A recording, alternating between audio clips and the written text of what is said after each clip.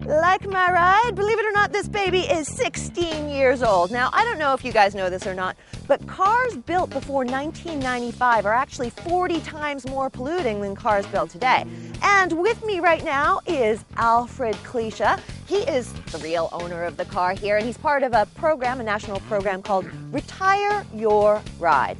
So Alfred, you are going to be retiring your ride. How do you feel about that? Well, a little sad, but it's time for it to go. Time for it to go, yeah, huh? Yeah.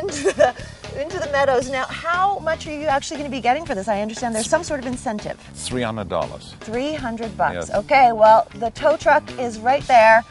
Let's say goodbye. Okay. Okay. Bye.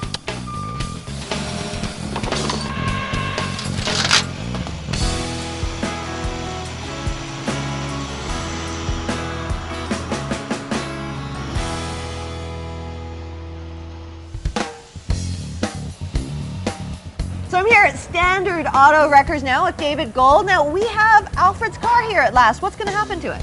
Well, this is like the first stage for Alfred's vehicle. And what we do is we make special attention to take out the battery, remove the tires and the spare tires and any other lingering components that may be in the vehicle. Okay, and how much of this car is actually going to be recycled? Well, the vehicle is one of the most recycled products in the world. Over 80% of the vehicle is recycled by weight. And all of the metal basically is recycled, which is a great thing. Okay, and the rubber, I guess, from the tires? Correct. Rubbers are often reused, which is the purest form of recycling. We also send tires overseas to countries where the legal requirements aren't as stringent. And then there's a program in Ontario, a stewardship program, and they're used for things like pavement and other things like that. So is there any part of this car that can't be recycled? Yes, there are components of the vehicle that we can't recycle, such as the seats and the seat foam and the carpet. And these are products that generally wind up in the landfill. They're noted as automotive shredder residue. Now there are parts of the car that, from what I understand, are actually quite toxic. Correct.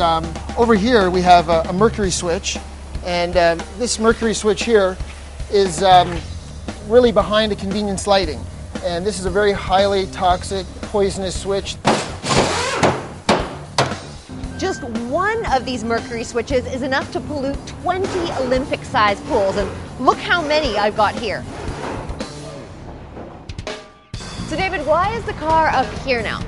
This is a specially designed fluid evacuation rack. Fluid evacuation rack. Exactly, and we use this machine to basically suck all the fluids out of the vehicle. The kind of fluids that we suck out really are engine oil, transmission oil. We also suck out the brake fluid. It's very important for us to take out the windshield washer fluid. And then finally we suck out the gas, and it's all done by gravity.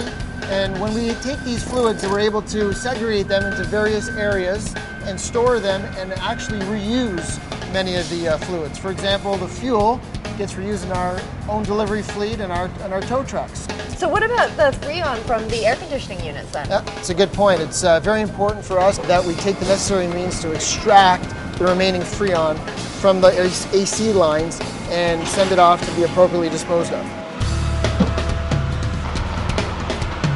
This is the stage where Alfred's vehicle gets the engine plucked right out of it. Okay. We have a machine that comes in with pincers and plucks the engine out.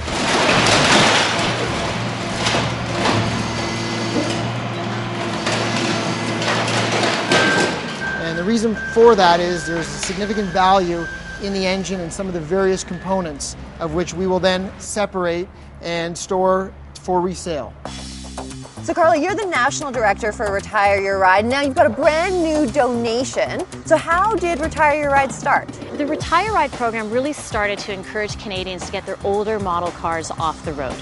Because a lot of Canadians may not realize how much they're actually polluting through the emissions that they give off. People think, okay, if my car's not blowing out a big pile of black air, then it's probably fine. But in fact, that's just particulate matter. There's a lot of other components given off by the engine that are very polluting. So how many cars have you actually taken off the road then? To date, we've taken over 110,000 cars off the road across Canada, coast to coast. So there are 110,000 people who are $300 richer. Exactly. Zaya, now the moment we've all been waiting for. This is the end of the road for Alfred's car. We're gonna crush this flat, and Okay. I'm gonna give you the honors. Here's Really? the remote control. Oh my That's goodness, the power. Crush flat is all you need to do to send this car Okay. into the abyss. Excellent. Alfred, this is for you.